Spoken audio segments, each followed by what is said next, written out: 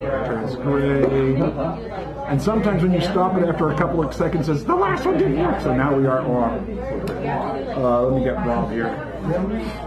So Rob, any moment, whenever you can do this, get yourself organized. Don't worry about it. I'm just talking like I know what the heck I'm doing. By the way, thank you. You're welcome. I'll take the pen. You need another one? No. I see. I got this for this. Yeah, and I'll take mine. Okay, so what we'll do is like you do the announcements, and then I'll say something. And now our thank you so much. Traveling heavy. Can I use these? Yes. So you are ready. So are these for this? Yes, either tonight or next week. Okay. Yeah, I'm gonna do these. I'm just gonna put hers out there and put these here so that we can actually.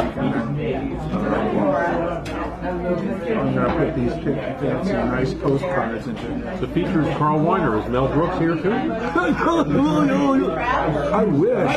You know, I talked to him about a couple of years ago now. The guy's getting senile. All right. Hold on a minute. I'm going to get there.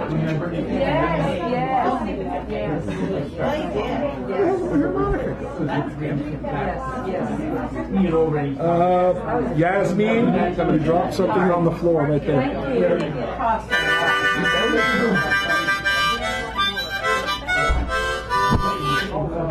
He's going to do the announcements and we'll get started. He's also the keynote, so after he does this, he will kick in with that and we'll be started sooner than you can say Jack E. Robinson. Welcome to Sacred Grounds with England Dan Brady as the current host of this, the longest running open mic in the known and unknown universe. Thank you. Serving up good food and fine poetry since 1972, let's have a big hand for Teddy and Fiona. Fiona the Invisible. And please support this reading by enjoying the food and drink served here. Poetry of all kinds, ladies and gentlemen, is welcome here. We respect the mic. That means keeping conversations to a minimum and to a slight whisper, putting phones on mute, vibrate, or airline mode, not disturbing the poet while they're speaking, walking in front of them, keeping to the time limit, usually only 5 minutes, but that can change. Please note our streaming link, which is handy in 5 ways. You can view conveniently from home. Family or friends can see you live, or later on, if you want to hear so-and-so's poem again and again and again and again, you can. Do a self-critique, no problem, and it is a way to put out the word yours, mine, or ours. Which brings us to the ongoing theme. Never doubt that a small group of committed citizens can change the world. Indeed, it's the only thing that ever has. Margaret Mead. The evening's theme is... Thanks to Tommy Avacola Mecca, the evening theme is outrageous. Outrageous. Outrageous. And let's see, we are pleased to say our feature is... Carl Weiner was in the house giving a wave right here. Wave. Wave. Another who you are, Carl. I haven't seen you in 16,000 years. Yeah. 16,542 years, but who's counting? Tonight's keynote is myself. Rob. Our mini feature is Sharon Scott Kish, who's right here. Give her a wave there. A storyteller par excellence. And the last syllable is... Clyde Always, who's not in the house but will be. Trust Clyde. He's always Clyde. And now for our fabulous door prizes. Fabulous door prizes, boy, let me tell you, there's something about them. The Turning of the Screw and Daisy Miller by Henry James, just in case you're interested in that. Oh, Robert Louis, the great short stories of Robert Louis Stevenson. Notice the fancy postcard inserted in this book. Captain Newman, M.D., a novel by Leo Roston, 20-week release on the New York Bestseller Times list. Notice again the fancy postcard inserted into that. The Best of Simple by Langston Hughes. There's some stories in here, prose and everything. It's great. Traveling Heavy, a memoir between journeys, Ruth Behar. Poems of Robert Frost with a fancy postcard, and Daphne du Maurier's Gerald, a portrait. So we have some prizes out there. And then, of course, if those don't float your boat, you got the keynote, which we're about to see here, the co-pilot, which you're seeing right here, the last word, which is not here yet, but will be. That's Clyde. He will begin the second half and close it out. The mini feature, which is Sharon Scott Kish, and then choosing a prompt or theme, which is Tommy did today with the last week. Tommy gave us outrageous for this week. Just so you know, we are there and ready to go. Thank you so much for being here. I will now be quiet. And don't forget to make the feature clip. Oh yes, yes. Thank you. Feature clip. Thank you. And if you wish to record someone, ask permission. We will assume that you have done so should we notice any recordings being made. Any recordings being made. And I think that's that. That is that. And thank you, Rob. Give him a round of applause and another one for what he's about to do. Thank you. All right. Let us start with the keynote. I am not going to tell you who the poet is or the title of the poem, because I know there are people in this room who will recognize it. And for those of you who don't, who needs the burden of preconceptions? I have done it again. 1 year in every 10, I manage it. A sort of walking miracle, my skin, bright as a Nazi lampshade. My right foot a paperweight, my face featureless, fine Jewish linen. Peel off the napkin, oh my enemy. Do I terrify? The nose, the eye pits, the full set of teeth. The sour breath will vanish in a day. Soon the flesh, the grave cave ate, will be at home on me. And I, a smiling woman, I am only 30. And like the cat, I have 9 times to die. This is number 3. What a trash to annihilate each decade. What a million filaments. The peanut crunching crowd shoves in to see them unwrap me hand and foot. The big strip tease. Gentlemen, ladies, these are my hands, my knees. I may be skin and bone. Nevertheless, I am the same identical woman the first time it happened, when I was 10. It was an accident. The second time, I meant to last it out and not come back at all. I rocked shut as a seashell. They had to call and pick the worms off me like sticky pearls. Dying is an art, like everything else. I do it exceptionally well. I do it so it feels like hell. I do it so it feels real. I guess you could say I've a call. It's easy enough to do it in a cell.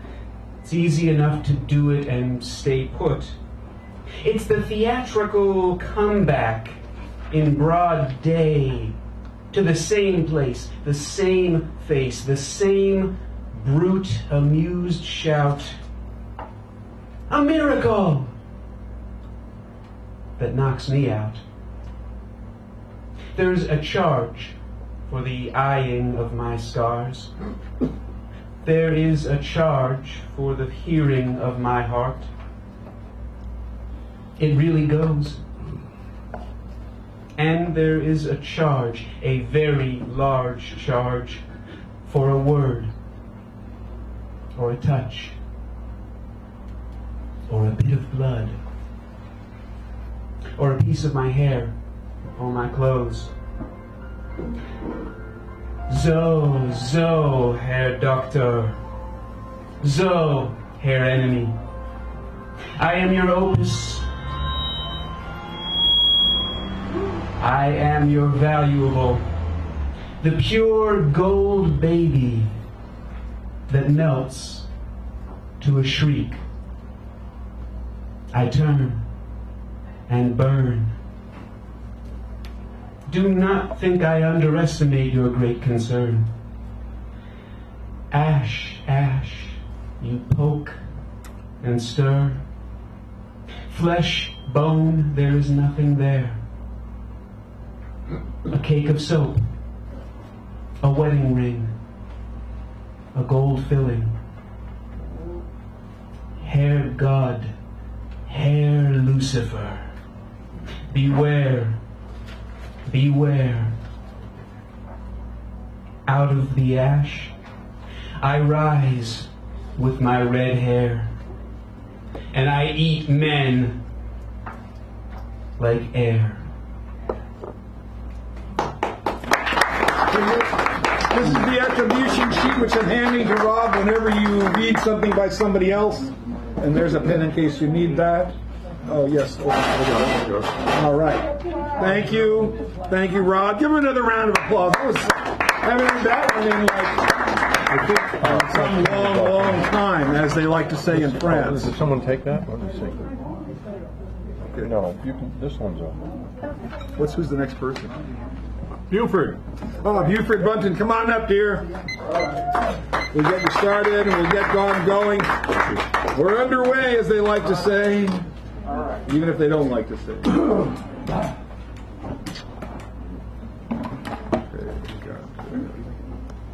Okay. My life and some of the circumstances. My life, getting older, living easier than when I was a kid in sweltering Alabama. Rednecks everywhere, even in my house. My brother dead at 34. Suicide got him. Moved to Atlanta, then to San Francisco, then to LA with my spouse and stepkid. Now divorced in San Francisco, looking for you. What is this? I can't read this. Cook. Looks like the last Joffrey, right? Joffrey Cook? And are you new here? Are you No, new? he's been here. I wasn't here once before. All right, give Joffrey a round of applause, please. He comes up to New York tonight. I actually live in another part of the Bay Area, so, Ah, there we go. so getting here on Wednesdays is, I'm here every week, but Okay. He used to live here. in many years. What do you call that living? I'm going to be, I see it's going to be a long night, so I'll keep it to one poem. I haven't published a book in a quarter of a century, and this book is being prepared for a publisher in India. Oh, great. So, Which publisher? Cyber something. Rada 2. I am waiting. Get a little closer to the mic. Okay. Thank you. I am waiting Better, much for better. you and for death. She explained the poem to me. The phone hasn't rung for 2 days. If I have nothing to do, I get depressed. Facing God, cheating me, pregnant with me. Oh, do another. If you're going to have troubles like that, I'd like to hear you. Sobs of this one's called Rada. They're both Rada. Sobs of a young woman, her dark, embracing lover, impatient to leave. In the full moon, monsoon breeze chills damp flesh, ruffles muddy Yamuna. He touches her naked nipple, warm flows through his groin. Her wet hair flutters on his neck. He pushes her gently aside, thoughts to battle. Yeah. Thank you. Brent, you're up. And now give Britt a round of applause as he comes up here. A man of note and merit, courage, and as they used to say in the old days, deep draft. You've been drinking too much beer. All right. Last day of Black History Month, and Garrett's right. They shouldn't have picked the shortest month of the year. Going north, the Big Dipper, the gourd, hung in the late night sky. The fugitive followed the Dipper north, saw a quilt on a fence and smiled. Lay in a ditch while a wagon full of guns passed over his head. Wished he had a warmer coat. Slept in untended barns. Snatched wild berries from the brambles. The fugitive moving north. Many nights under the drinking gourd. All on his own. Through the unfriendly, dangerous land. For Larry Garrett, the historian, and the old brother who gave me a ride up through East Texas, 1959.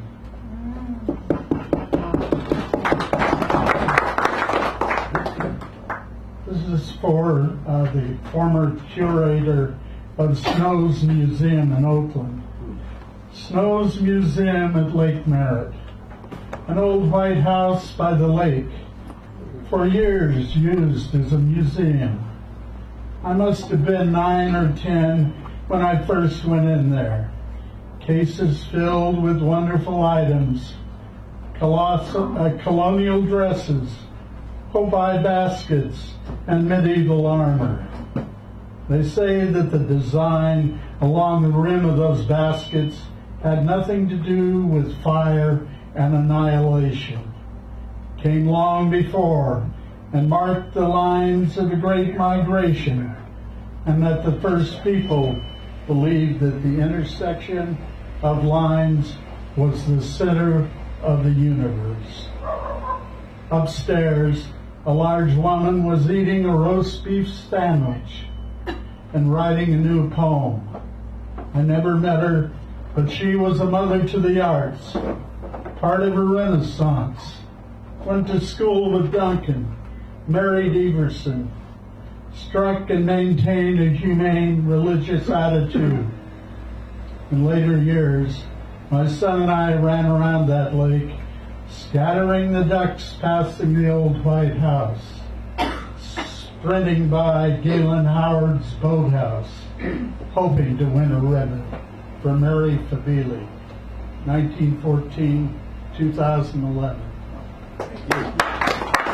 Peter, Owen Noble, you're up.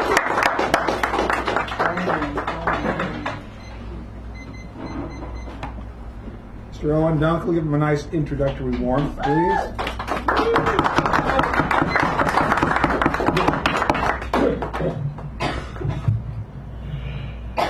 Can everybody hear me?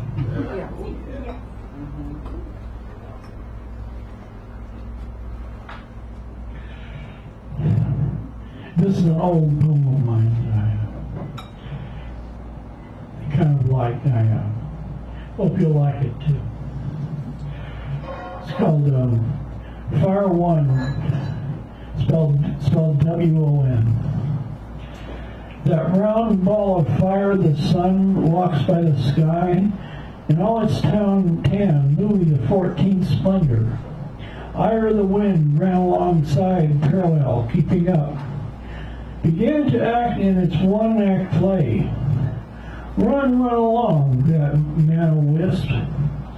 Begat that deserted flower. Sand summer's barren heat wilted. Stunned with autumn's slow fire. A deserted tree November, yard full of that firm stuff. Stay, autumn wind, stay. Kind guard till spring. Buds burst forth, prithee reasons all love's own. I say, shanty, shanty.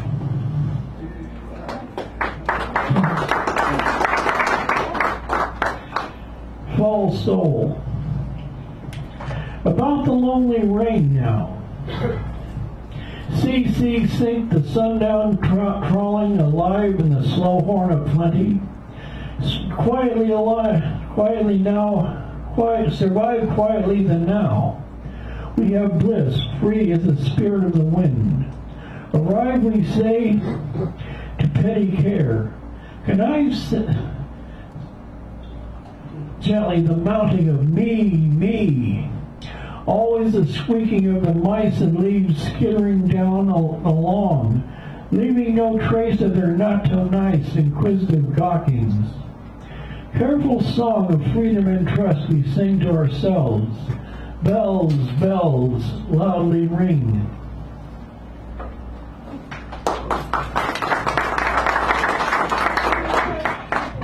Cuba C.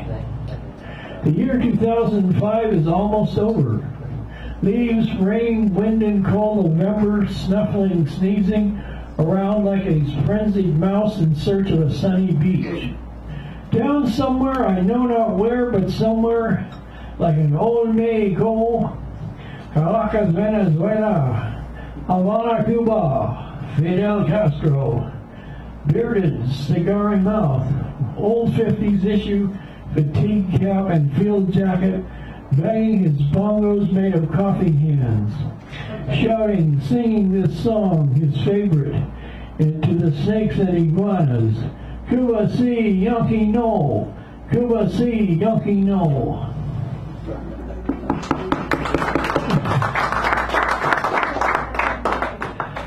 Eyes of jade. Fey little flowers pretend to hide.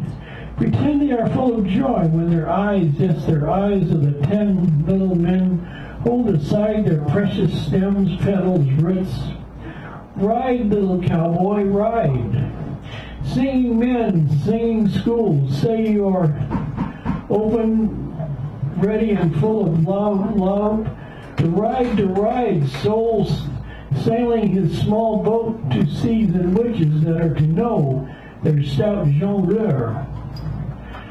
For float, soul song gravity, cloudy sandbar full of bushes and dreams that choke fair Lilliput to pieces. Muses awry, broke. Thank you, Mr. Owen. Thank you very much. Thank you all very much. Come around, please. And now, Alistair Cook. Alistair? Okay, we skip him then. And we have the marvelous, the magical Mr. Edward McHugh coming up here again tonight for him. Welcome. A man of merit and stoicism, except he doesn't like the stoic part.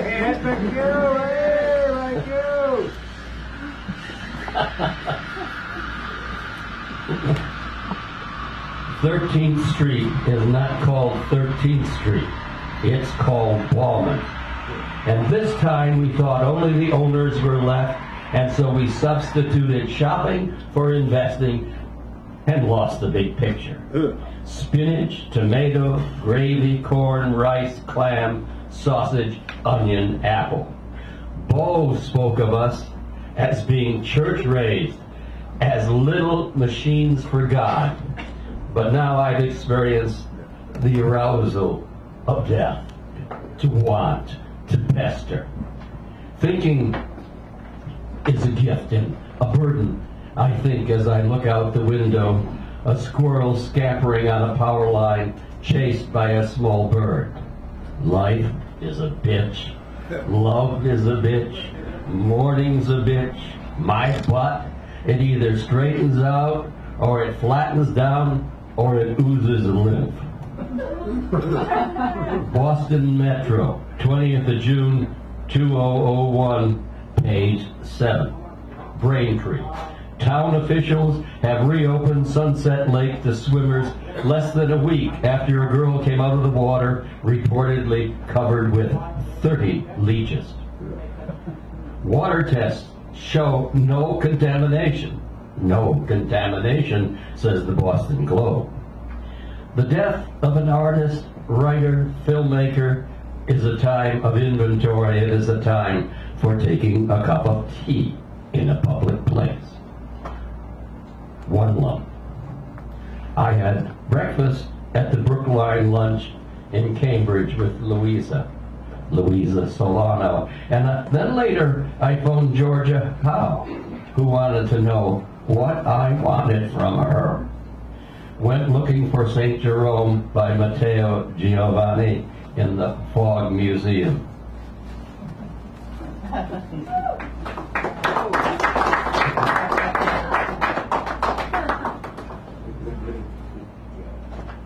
DC's a bad town now. Thugs in the public trough in that tainted administration, and the gang in Congress now being called Rethuglicans, with the Q-tip VP and the cover-up Kellys and the other banana Republican-like generals who are squatting over the government agencies and departments they have been shat out for to dismember. And their bad buddies who work for them also tainted, really tainted, and for life. It is time to get rid of the slime. Sure, we hear about the bad swamps even when Lincoln was president and his son died from infections in those Potomac areas behind the White House, but it wasn't all slime all the time. Now, it is a bad town. It is a bad town now. D.C. is a bad town now, and all of them are painted now with greedy feeders so utterly and morally twisted, cannibalizing great pigs of our finest. And D.C.'s a bad town now.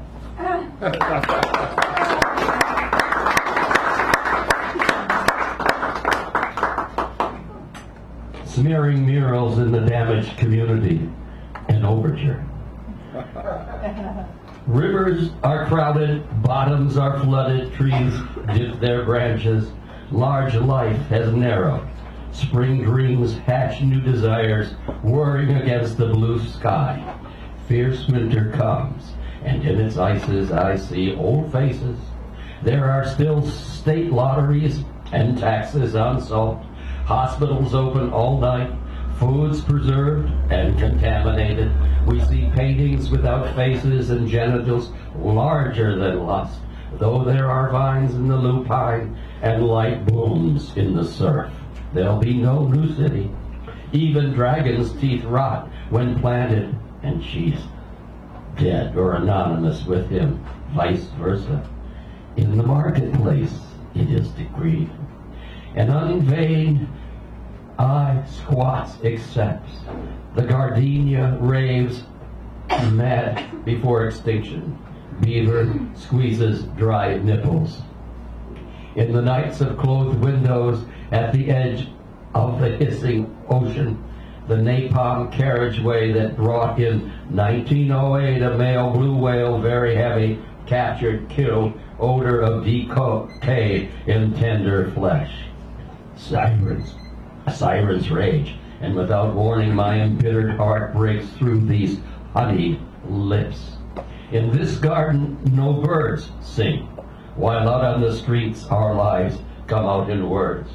Rewards for failure, jails for arrogance. All artists are outlaws.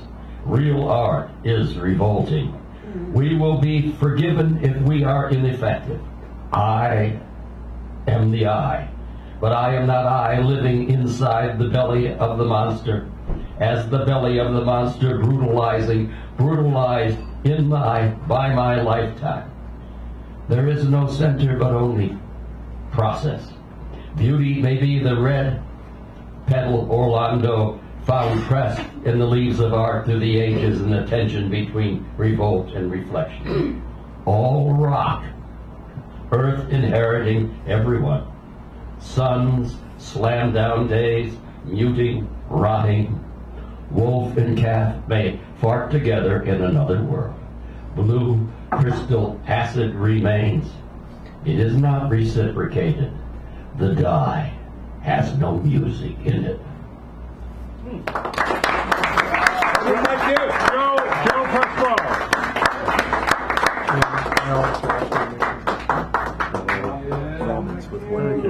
Give him a round, please, as he comes up here. We haven't seen him in life since the last time. Yeah.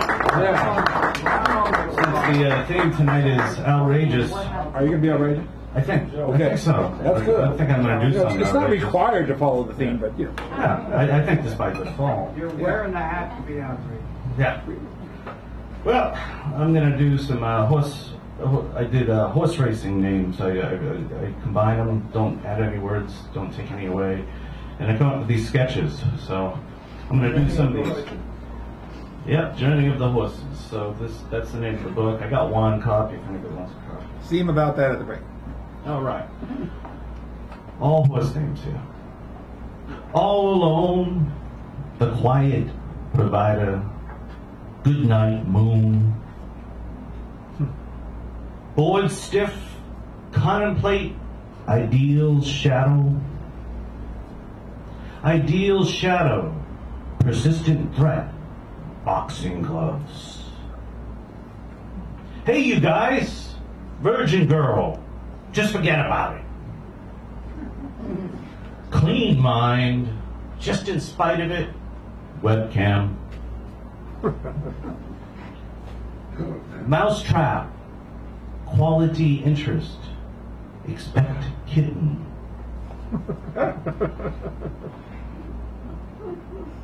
Daddy's memory, virgin girl, don't tell mom. Tears of the sun, dancing waves, touching rainbows. Life happens between buoys, lost in the fog. Howdy, Scarecrow. Tell me more. Worldview. Right to the point. Mr. President, Sith Lord. Corporate Chapel. City Hall.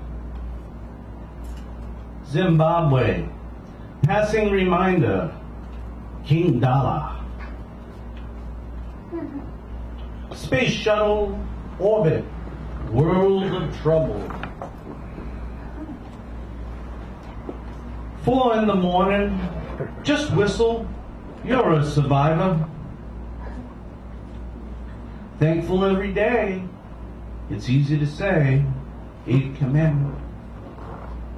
Worldview. Kaboom. Gracious me. Life is good. Never double dip. Cheese. Master of excuses. Watch your words. Tricky escape. Sea foam. What a catch.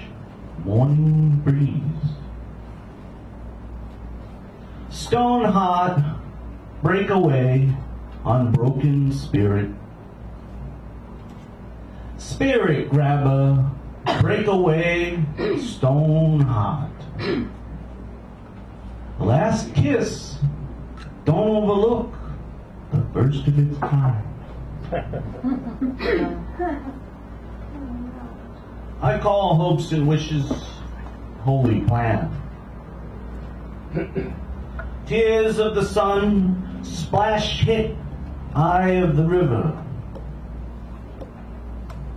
Eye of the wind, don't overlook tears of the sun. Eye of the river, eye of the wind, blind ambition.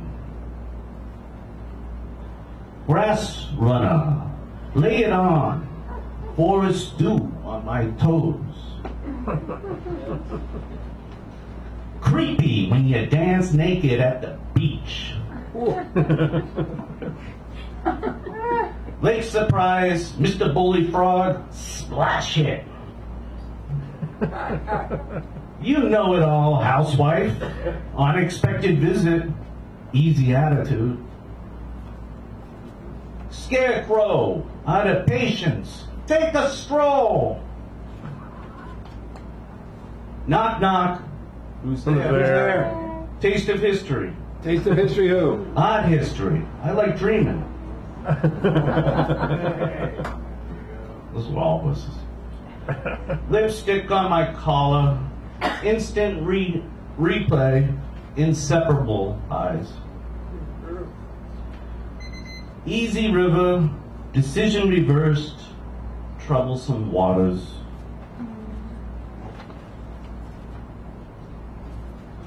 Looking for a smile?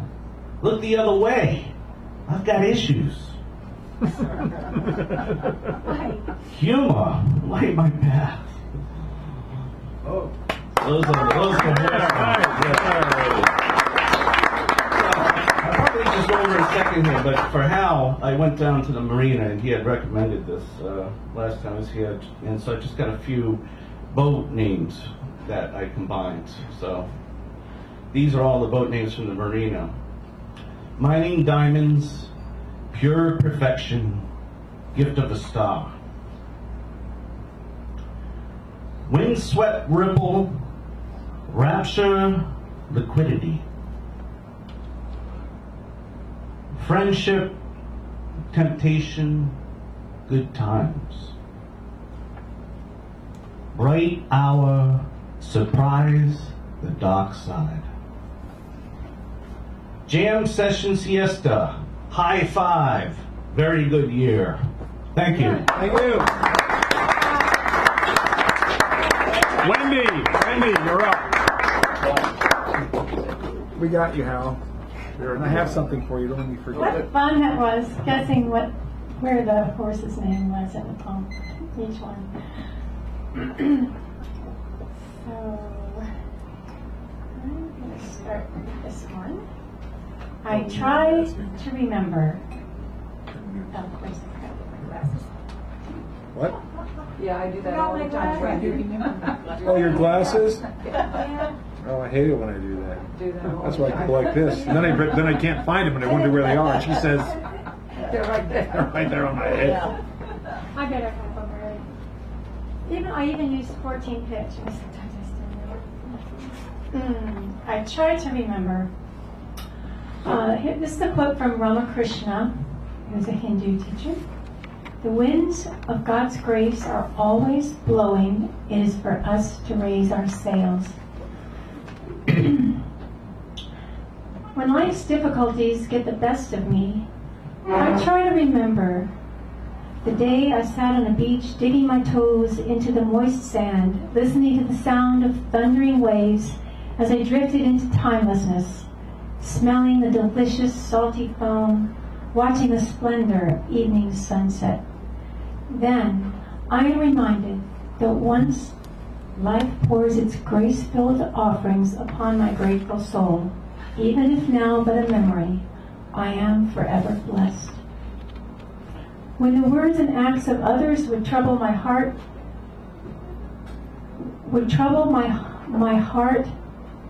thus hurt, I try to remember that I myself, at some time or other, have caused disappointment and deprived someone else of their good.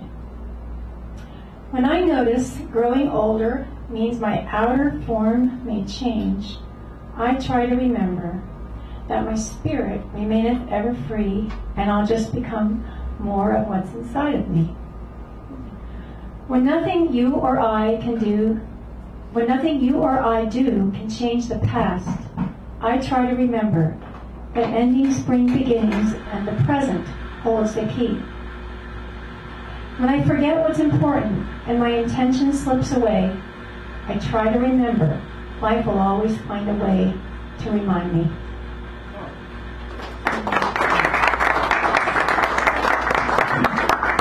And this poem is called Pause of Freedom.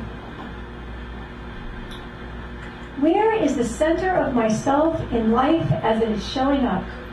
This something reflected back to me in the mirror of awareness. I go out awakened by new ideas and return later familiar with some rhythm, a feeling, beliefs. The new and old merge. In between the enfoldment and unfolding of impulses and intention, completeness touches a beginning. Is there a pause where freedom lives? There, during the flow of what was to what is?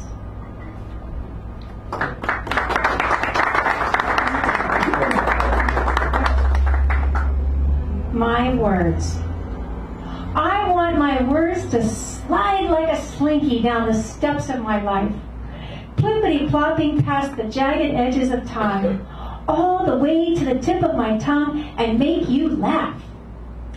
I want them to roll right up to the moon, rollicking along into that secret place of pure, unlike no other joy. I want my words to split wide open every issue of being human and make hope easy to catch. Not ordinary words, not extraordinary words, not words from the mind, not words that bind. I want my words to scream louder than my thoughts that would otherwise outdo what my heart says is true. Thank you. Yasmin. And now the novelist Yasmin will come, and you're going to read a segment from your novel, yes? Yes, I'm assuming that. I didn't want to say it without checking with you first. You know how I am. I don't read anything else. All right. Well, you've read some poems before, a couple of times. Well, that's something. And then you sang a song and did that tap dance number with the gold shoes. Remember that? Oh yeah. I do remember that. I remember that. Thank you. In my wildest dream. I'm going to be totally outrageous. I'm glad it's a small group. So I'm going to read what I would never dare to read. I've been wanting to read this for a long time, and I'm going to do it today. Oh, wow. It's a pornographic reading.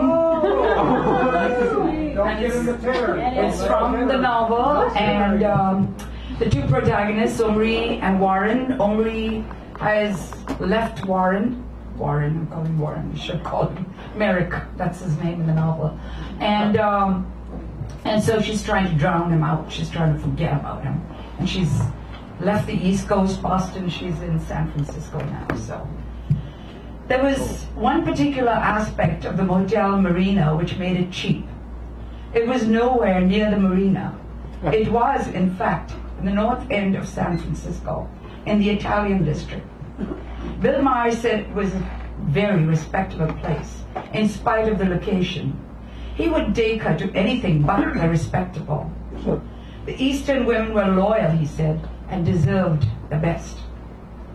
Omri had washed out the taste of the 100-year-old egg, or tried to, with the whiskey sour. The bartender kept shaking the drinks in a tall metal shaker and kept pouring them to Bill Myers' nods. Myers didn't take his money off the counter. The $20 note was replaced by a 10 and 2 and then a 5, and then the change remained on the counter. How do you know the egg is 100 years old anyway, she asked after the third drink. Before the explanation, Bill suggested they spend the night together. You want to make love to me, she said. I want to, he replied. She cut him short. Buy me a black negligee first. He promised her a lace one, the color of her hair. Not lace, she said. Little openings on the bust to reveal my nipples. Bill Myers began to breathe hard. He rushed her drink. He rushed her. He called her baby. He left the change with the parking lot attendant.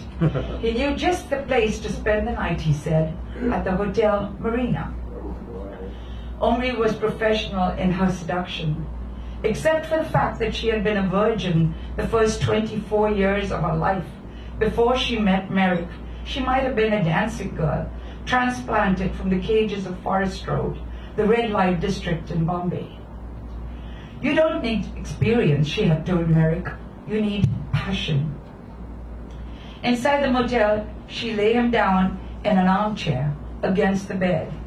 She opened her legs wide and dipping her fingers in the wine glass and her hands moistened her lips. She rubbed her pubic hair in circular motion, pulling the strands with one hand and the nipples of the breast with the other. He rushed towards her, flinging the wine to the floor, but she made him sit. Not before I'm ready, she said. She draped his tie around his penis and pulled him towards her. He lay flat on her, widening the opening with his hands. Before he thrust, he asked if they could do it again, someday in a sari. Bill Myers ran out of the door a few minutes after he came. He said he had to call his office. Then he said he had to meet his wife. Then he said He couldn't help her, but he would call. He promised. He thrust another card in her hand along with $20 and said, sorry, as he ran out. Take a cab or sleep here. The room is paid for. She lay looking at the ceiling through the haze. Cracks showed, the timetable of captivity screeching out a hum of mediocrity. Omri returned the next day, sobered with a black coffee, to the Bank of America, unable to discard the record of mediocrity. The bank was her necessity too. She needed the job. She needed the lust. She needed the illusions. She needed the fantasies to blot Merrick from her mind. Thank you. That's me. On the double.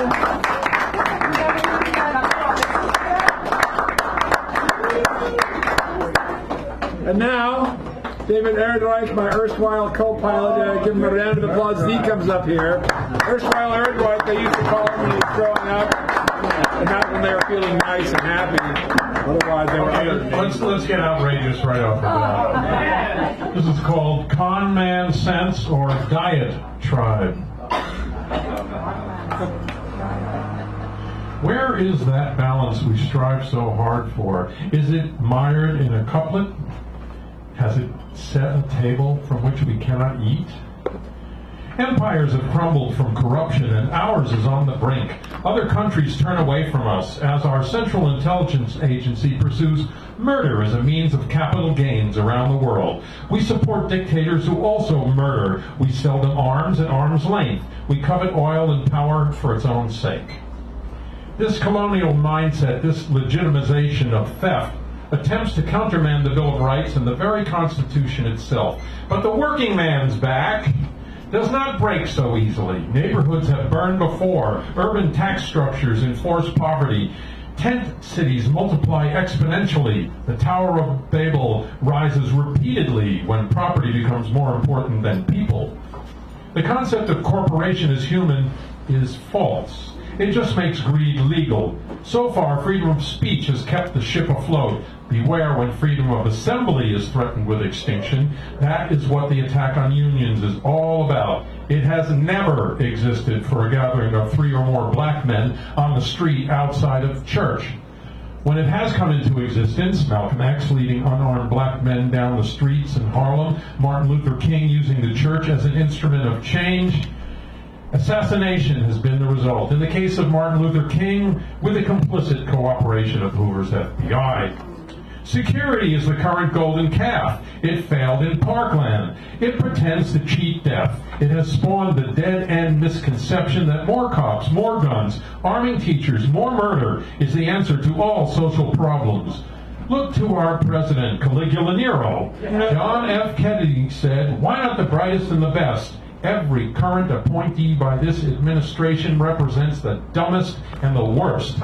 Nepotism and sycophancy, psychophancy, however it's pronounced.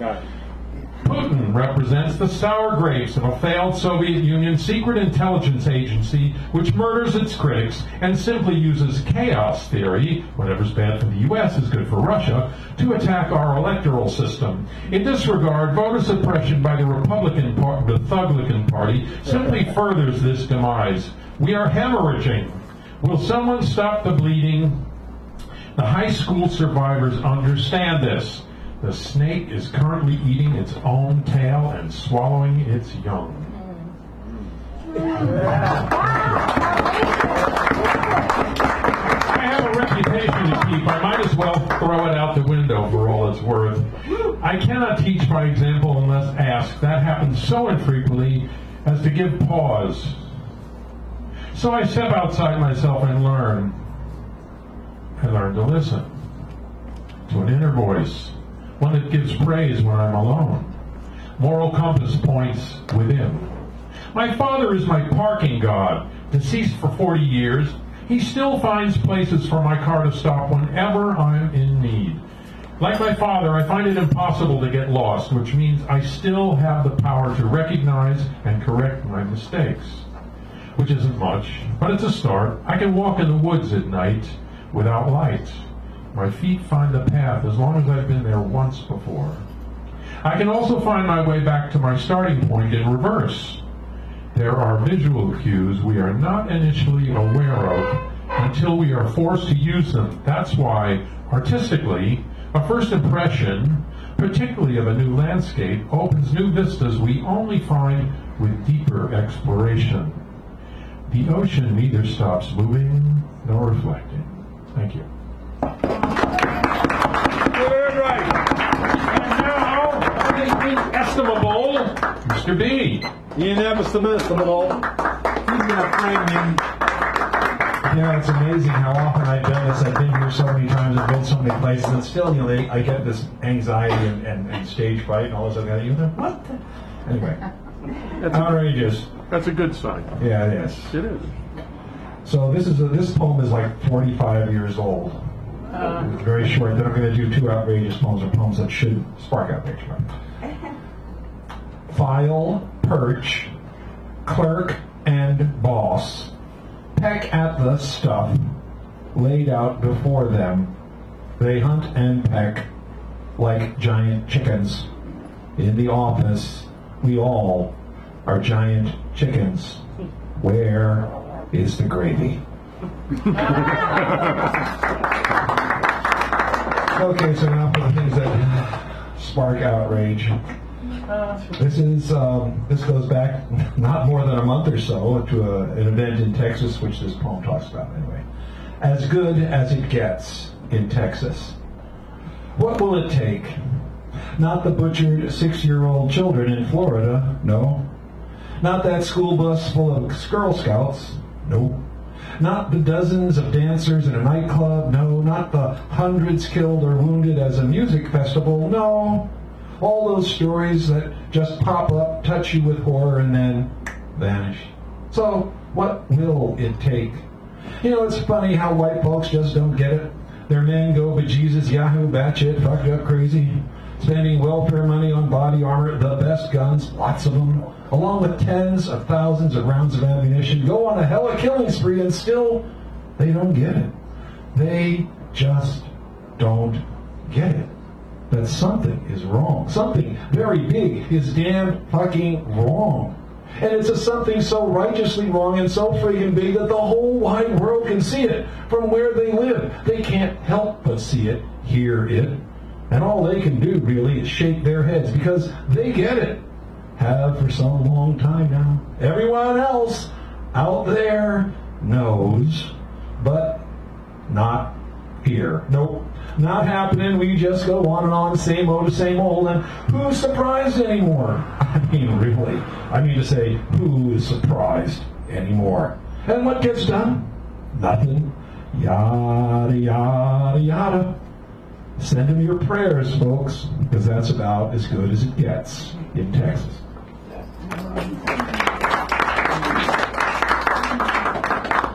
Okay, and this references another news story that's sparked, the theme of outrage. Untitled, why are they killed? It's a simple question, really. And today, this tiny moment, I direct it to the Saudi government because, as you will soon surmise, there are others holding on to the short end of this shit stick. I mean, I asked the men there, or I would ask them why it's okay to kill their own mothers, sisters, daughters, lovers, for phoning, texting, driving, enjoying the sun on their face, talking with a friend, oh my, for dreaming of a life made up from their preferences, their choices. What does having a sense of humor, laughing beautifully, or wanting the simple things in life, liberty, pursuit of happiness, have to do with brutal assaults and murderous battery, rape, slavery, or an acid slap in the face? What is it about family honor? Why, when we hear of their moaning or mournful imprecations, do we not call their men out?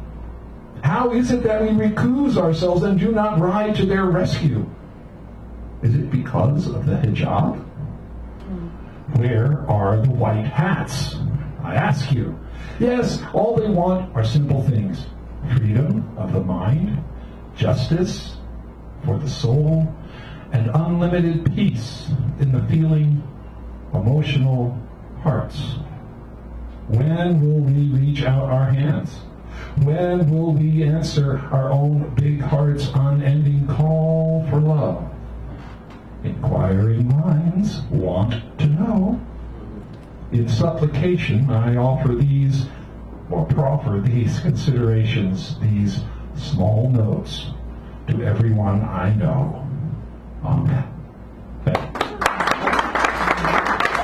Richard Sanderell. The Sanderell. With a white courtesy telephone, please. Mr. Sanderell, a white courtesy telephone, please. Ring a ding, Daddy. His flight just arrived. He's coming in now. He is bringing his device, you'll notice, and David is going to accompany him at Leisure Park. You're getting it wrong. The device is bringing me. Oh. And he's being accompanied by David Erdreich. David Erdreich, who is wondrously known as the wonder of Earl Street. Earl Street. I just made that up. Earl Gardner. Will you get in front of the microphone so I can frame you? Try to do my job around here, and what do I get? I don't even get peanuts. Actually, it's a nice card. Well, give it up. Give it up for the popcorn guy.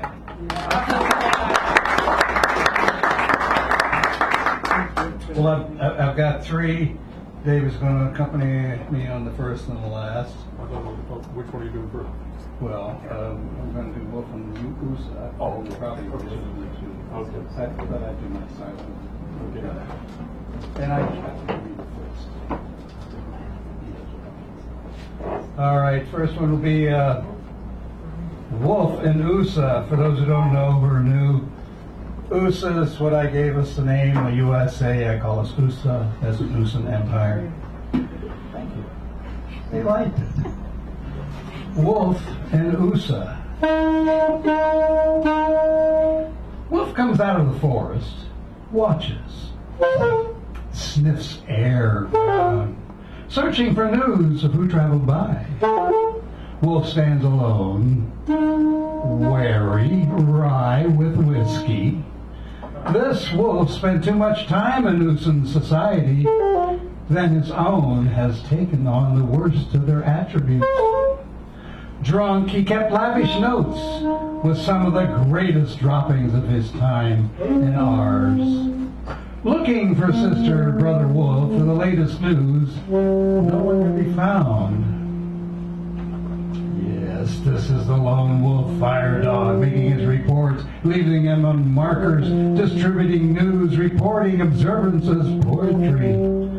For a while, Wolf thought of putting a CD together while howling. Poetic, of course. Keep it light. Surface. Retain the message, but not too deep. Certain things can be handled, others cannot if he wants to sell. This doesn't concern Wolf, however. He will say what must be said. For now, his huevos are intact. He is grandfather. He is Wolf in USA.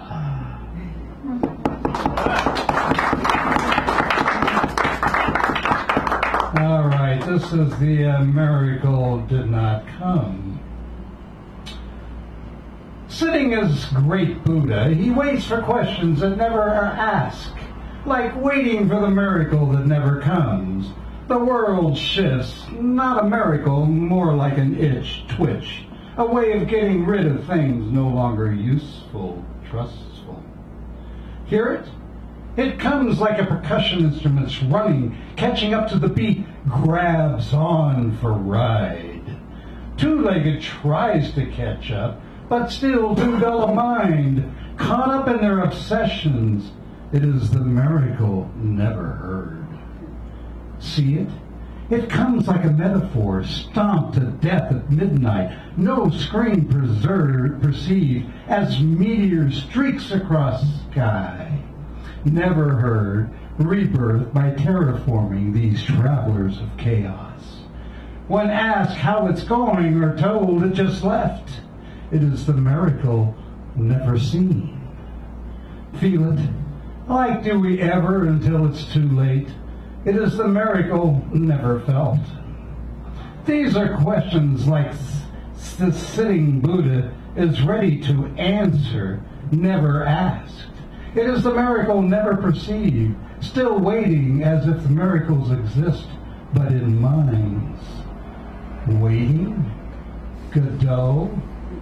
No, miracle.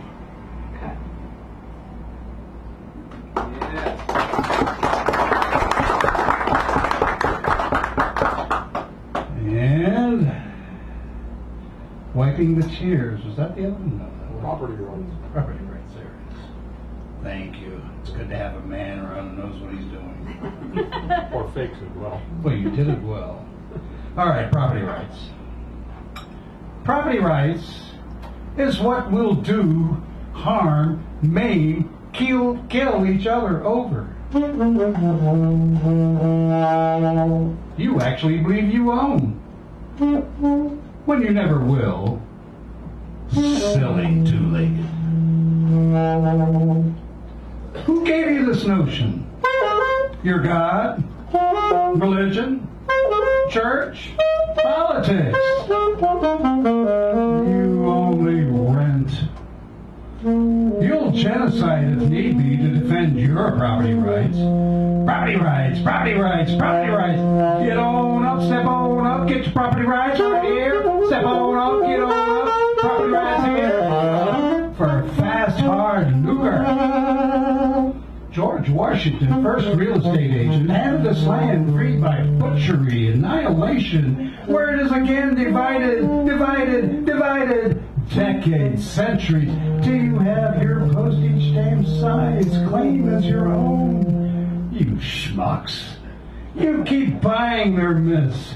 Oh, how you want to believe. Tell it over and over. How you believe. Why do you think that when whites saw how native people of Turtle Island lived, joined them, forsaking their own colonizers, colonizing? These seeds were trampled, drowned, murdered before germination by extermination. That's how dreams are deferred. Yeah, property rights, property rights. Word for your comfort in return for your soul. You do his bidding with glee. In turn, Lucifer laughs and dances for you. Nice. Yeah.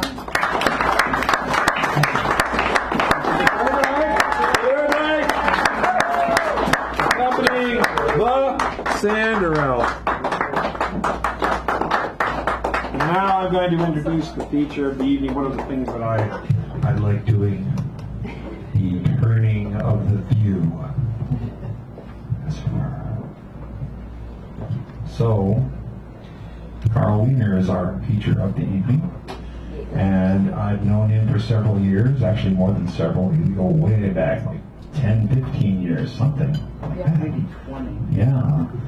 And the thing that has always been interesting about his work, or interesting to me about his work, let me get that sentence right. Back there, the English people are looking at it now, they can't say it right. There's a part of his work is travel logs. He travels to places and he captures them in very haiku-like lines and images that are really beautiful, succinct, tight, and you can see and smell and sense the presence of the place when he reads of them. He has a sense of humor that comes out here and there, lets it peek out every once in a while. It's a dry, sense of humor, slight, as they used to say, slight, dry humor. Clever. His diction and approach to the word is always interesting. Sometimes after you hear him, you go, I'm going to write that word down in front of a peck of names. So, intelligence, caring, heart, a world traveler, a person who keeps to the word, and it is beautiful. So I'd like to give a nice, warm welcome to Carl. Bring him up here, please. We're going to get on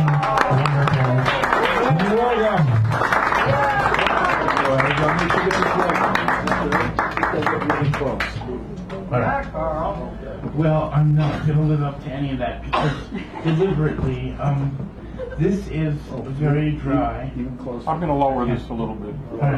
We'll get it organized for it. Because, you know. I don't know why I did this reading, why I assembled it, but I did. I had my 50th high school reunion this past year, and that might have something to do with it. Over the years, plural years, many years, I've accumulated these poems about my hometown, which I never liked. I was never popular. I was completely out of it. I never did the rituals like dating or anything. But I lived there 17 years. So what do you do when you write something about a place you have no real deep affection or connection, but you lived there for 17 years? We all come from somewhere. In New York, they sometimes say somewheres. This is a selection of work that has been slowly accumulating over the years about the town where I grew up. I come from Rockville Center, Long Island, New York, population 25,000, give or take, on the South Shore Long Island Railroad line. It's in Nassau County, about 25 miles or so from central New York City. If you've ever taken Caltrain to the Peninsula or San Jose, you know that it runs parallel to El Camino Highway. The Long Island Railroad tracks and Sunrise Highway are also parallel in the same exact kind of configuration. Please hold your applause to the end of the reading. Memory vanishes. Think of all I might have said if you had provoked me, but I am left to find incitements to speech only in my solitary past. I am becoming silence, whether by eradication or denial. Memory vanishes and leaves a Solaris in its place. And if I can still name you, your name alone is all that is left.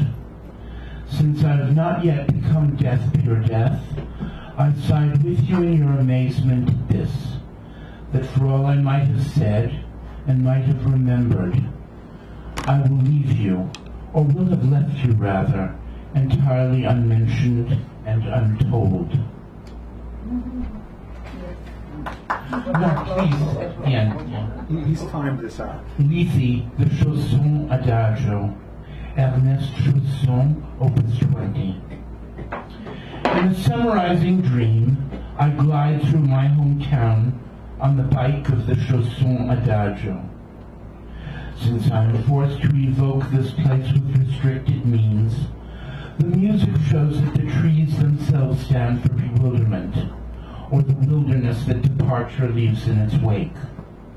So long have I been gone, and so deeply has forgetting influenced mind and matter, that I cannot call the streets by name. I have had time to accept the now and future defeat of memory, but I finally trust that the fateful slow music will absorb the last traces of this once most familiar place. Rockville Center. If I climb to a 3rd-story height, I will have a view of roofs among treetops. In spring, the colors of rain and incipient leaves, and in late fall, the azure afternoon stillness aspirated by wind in the few leaves remaining on the branches. Then, the death silence attendant on revived memory, where I, the remembering creature, am surrounded by the things and sounds that were there all along, even during my absence all these many years. You who belonged.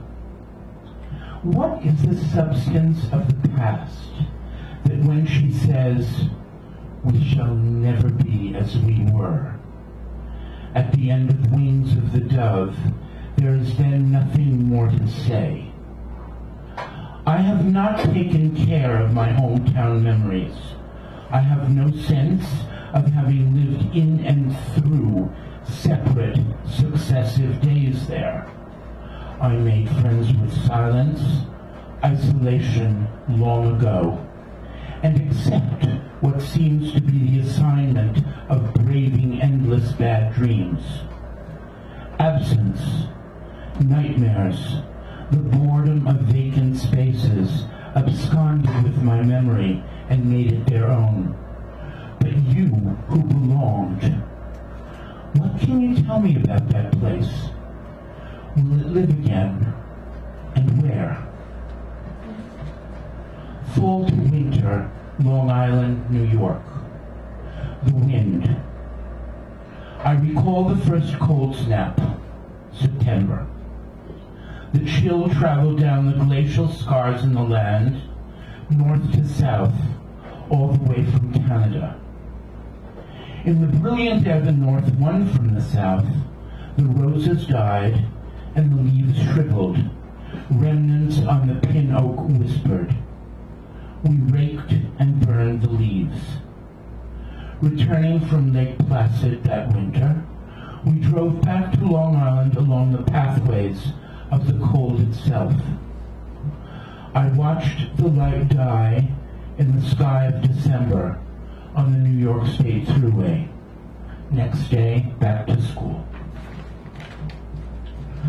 The Kol Nidre is the summit of the Yom Kippur service in the Day of Atonement, the Yom Kippur. It's the most solemn holiday in Judaism. Kol Nidre, Temple B'nai Shalom, Rockville Center, New York. Kol Nidre, Cantor Belfer proclaimed. This was the sign that fall had arrived, by which I mean the fullness and emptiness of autumn, not only the season whose emblems I could name, but also the autumn that I failed to notice, hear, and sense, like the persistent hiss or whisper of the dry leaves in the wind, which I took for granted. I had grown to become, like everybody else, a poor, impacted creature of selective listening and a pitiful vocabulary. In fact, I often pathetically failed in what I wanted or needed to express. Cheerleaders. I remember their fragments of Dionysian choreography, exultant leaps that would not have been out of place in an eccentric production of Elektra. The suspended gray cloud ceiling of November, like a solvent and caress, coordinated the day-glow beach club colors of their outfits and streamers. I already knew that I was not one of them and could never be, that their space was inviolate. But that was only the beginning of my knowledge. The Fireman's Arch, Allen Field, Rockville Center. In the way of the remainder undesired, I have the conceit to suppose that I'm solitude or persistence itself. But the Fireman's Arch was there before I was born, and for all I know, will stand its ground until after I die. They never took the axe to it, and I ask myself why. Maybe because its latticed structure involves so much of the air and morning light that it seems to incorporate a suspicion of disappearance or vanishing in and of itself, resembling at least my own shifts between confidence and self-effacement. I find myself thinking of it now and then after all these years away. Distraction seeds to silence, even loneliness. And this abiding, perhaps eternal landmark of my hometown occurs to memory as a suitable correspondent, now that words disrupt more than connect. The Colonnade, Southside High School. I didn't realize it when I was still in high school, but the Southside Colonnade, with its ovoid pillars of aqua tile, was the entrance to the forever vocal world. From that time and place on, I would never again be released from voices of whatever provenance. Thoughts, songs, text, or things friends and associates said to me. Time only intensified my involvement with language and the way it changed my breathing and hope and my view of silence. Sunrise Highway, ocean, silence, breath. Every night, when the world outside was reduced to events in sound, a meta-poetic creature revived, proposing an epic formed like archipelagos in an immense ocean. The intermittent trains were island chains of emerging, disappearing cadences, while in the silence between, on Sunrise Highway, the car traffic whispered. I could hear the distant sounds as of breathing out or in. Cadences and breath seemed to call for words to complete them, like the quivering hands of silent movie heroines.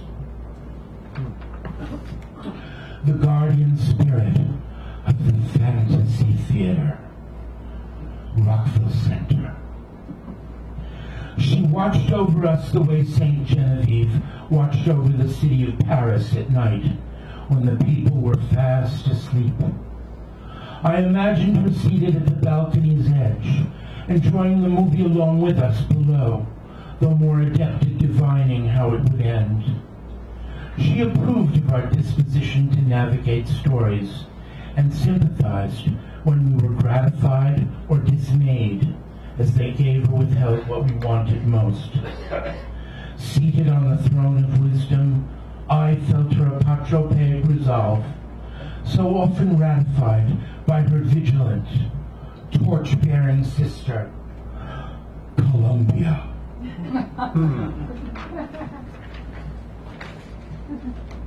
Across the lanes, the bowling alley was all the opera I could ever want.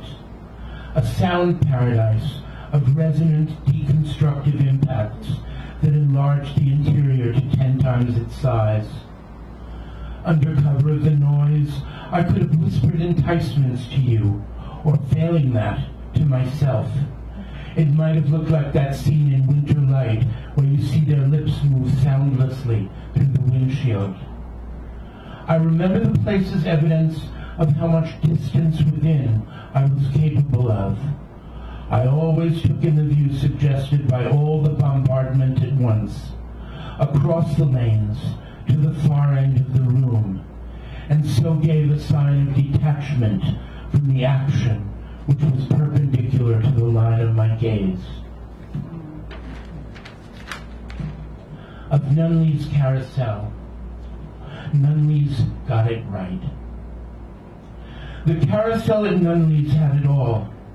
Prancing steeds, velocity, antique barrel organ music, and last but not least, the brass ring you could snatch if you were in the right place at the right time.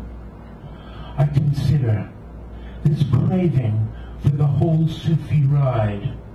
I didn't start out knowing that it was really part of me, but because Nunley's was serious about all the essential components, including the resonant barn where the merry-go-round was placed, I grew to love the alcoholic touch in literature and formed an attachment to the final scene of Catcher in the Rye.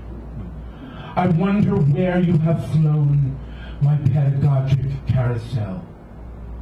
It is worthy of Prague's Luna Park or Fariduddin Attar. Soap operas.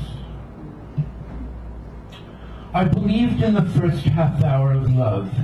After that, I had no clue at all. It would have done me good to read Simenon, devastator of romance, but Simenon wasn't easy of access. To understand his innuendo, I needed an adult perspective I hadn't acquired. All I could do while in high school was overhear afternoon TV as I did my homework. In soap operas, I was listening to the city's mind of career hygienics and career slavery with its dividends of private passion. And I knew in my heart and crotch that I would never, ever be woman enough to win a well-dressed and undressed climactic life. Senior prom. I was chosen by absence as his consort for the senior prom. So I watched the cars fill the high school parking lot through the end fence of my dead-end street. By then, because of the beach in her name, I had become a Cassandra the Seeress, predictive and pathetic, scored by suburban silence and emptiness, which change with the things they winnow and sift, like dry leaves in the fall and lawnmower blades in the spring and summer. I lived for rapture, but I befriended the vacancy and solitude that were close to hand. I am worthy of my poor hometown. Nocturnes, Rockville Center. Sometimes, walking alone at night, I was shaken out of my desire and inner music, as if I'd suddenly met a fearsome, quiet stranger with a badly disfigured face. Maybe I was really aroused by the depth of the local silence, with its unspoken, searching, nomadic questions of the land, my Netherlands, which even then was in my past. Like the true partisan of music, war, or oceans, I made my hometown disappear, but it resurfaced decades later in night versions of itself via lamplight on leaves. Deciduous trees. I grew up in a place where the doctrine of 4 seasons really applied. I wanted to see thousands of years speed into the future, as in the film The Time Machine, so that I could watch the leaves change color, come and go, in a cruel, accelerated time-lapse farce. I didn't think that deciduous trees were also prone to death or fatigue. I thought they were outside the reach of the 4 evils that condition our lives. My empathy didn't extend to the poor maples lining our street. Those were inconsiderate years, when I took their revival for granted and imagined them deathless. Silver days. Silver days of May, I used to call them, when I watched the signs of imminent rain assemble in the sky. The emerald lawns were then like entradas to a requiem, in the sense that they seemed the most inspired and concertedly tended parts of the quiescent properties. I thought that everyone had gone away for good. I could empty a district just by the vagrant dance I did on the sidewalk, advancing in circles so as to take note of everything around me, in deference to my teacher's exhortations, while in the large rambling houses, widow and maid wandered on separate floors, each in her own form of estrangement. Goodbye to Rockville Center. It was a sort of diorama of a village I never believed it existed outside of the mastermind that retained me there. The place resembled a private or secret dream of neo-Tudor domiciles set on crew-cut lawns of Irish green, where the silences that reigned were longer than Béla Tarr's longest hates. Sand-grained images of black and white TV informed me of the names and shapes of Anglo-Japanese monsters. It was there I grew into desire. By the time I left, Godzilla was trivial, unimportant. This is true. Even the demolition of Tokyo no longer mattered, because by then I so badly wanted you, even Rodin seemed tame and benign. Notes from a class reunion. I no longer accuse memory, voluntary or not, of its poverty. Neither do I deliberately retain memories of that by now distant time, because the heart, which I have seen mimicked by an opening and closing hand, is yet not a fist. Soon I may have no memory left at all of our years together, and this place I associate with the past will come to seem as strange as it really is. I've watched myself become a stranger in this, my restless and migratory land. I have come back to you with a face that openly repents of the blindness and deafness that I was. This time, I'm ready to be attentive. O brave new world. Yeah. Oh, Wiener! Oh, good evening!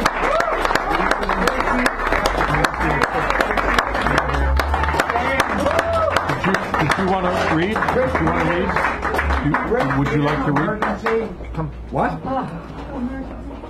Britt? Yeah. All right, Britt's on his way. He's coming. All right, ladies and gentlemen, I'm going to make just a quick. No, Clyde Always. Oh yeah, Clyde Always is not here yet, but he well should be. Let me stumble over words for a moment. The second half: Tommy Abacola Mecca. We got Melissa, Rob, Sharon Scott-Kish as the main feature, Bill Mercer, Alan Harris, Hal Robbins, Garrett Murphy, and the Clyde Always shows. We got the Clyde Always show. So we got a great second half. That machine over there will be silenced, so you don't have to worry about slips of the tongue being reached by other people's ears. That's weird. But we'll be back in about 5-7 minutes. Take a nice break. Enjoy yourself. Talk to your neighbors. Be friends. Become happy. And make handshakes. And do more than just that.